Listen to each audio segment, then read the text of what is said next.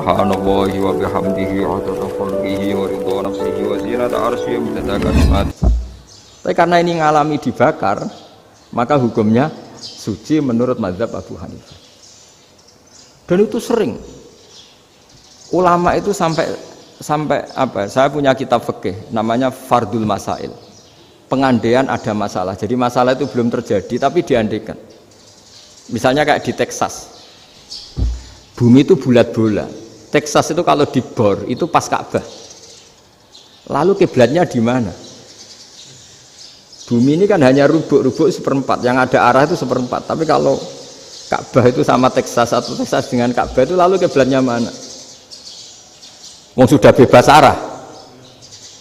Maka ilmu mengatakan mara'ahu muslimuna hasanan fa wa indahu hasanun. Kamu jangan nuruti ilmu hakikat tapi nuruti mindset. Kalau mainstreamnya orang banyak seperti itu, mindsetnya orang sana misalnya Ka'bah sana ya ikut sana. Tapi ini tidak mewakili hakikat karena kalau yang 380 derajat itu kan terus ribet. Makanya ini kesulitan di bab-bab fikih.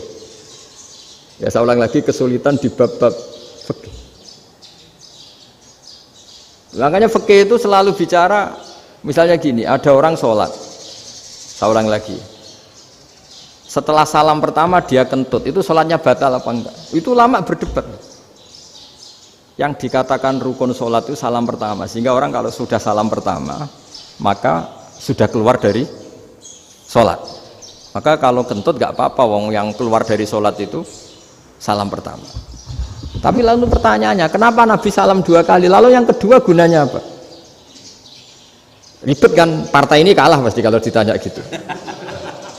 Tapi kalau ditanya dibalik, sholat itu satu ibadah yang dimulai dengan takbir, yang diakhiri dengan salam. Berarti salam pertama itu pengakhir apa nunggu salam kedua? Pertama, di semua ulama bilang salam pertama. Kalau salam pertama sudah pengakhir, berarti pembatalan setelah itu nggak punya efek, nggak punya akibat. Itu kan ribet, debat fikih itu memang ribet. Fikih itu memang senam otak karena pertanyaannya mirip-mirip seperti itu. Nah, sampean milih mana? Milih salam pertama apa salam kedua? Pasti ulama milih salam pertama. Jadi anehnya fikih itu di situ. Misalnya orang mati, takbir itu berapa kali? 4 kali. Andai kan takbir 5 kali itu batal apa enggak?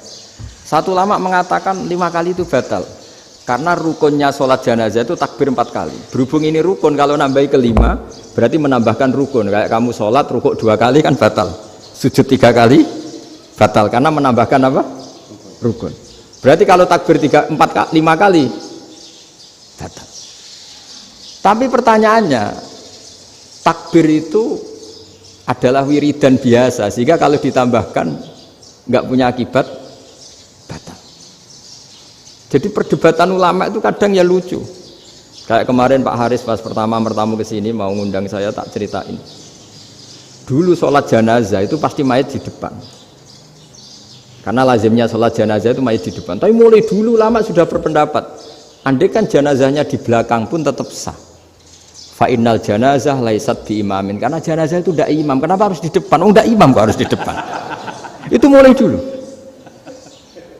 Sehingga ketika Arab Saudi pernah mengalami tragedi, ada orang yang dibungkus kayak mayit, ternyata senjata. Setelah di dekat Ka'bah dipakai. Dulu tragedi tahun berapa itu?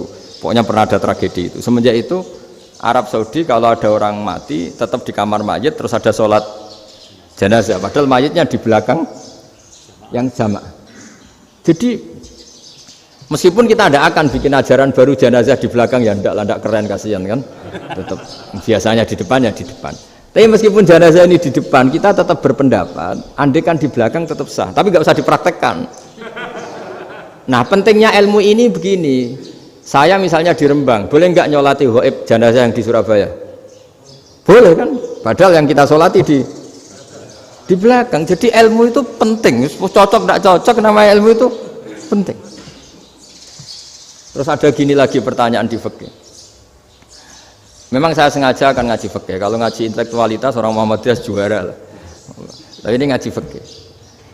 Ada orang sarongnya itu pas sampai lutut. Kalau berdiri lututnya tertutup, tapi nanti kalau ruko agak jengking lututnya terbuka.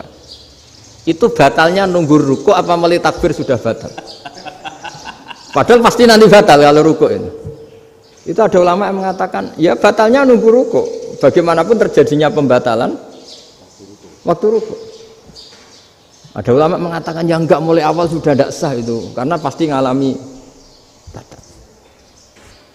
Nah, pertanyaan-pertanyaan seperti itu penting karena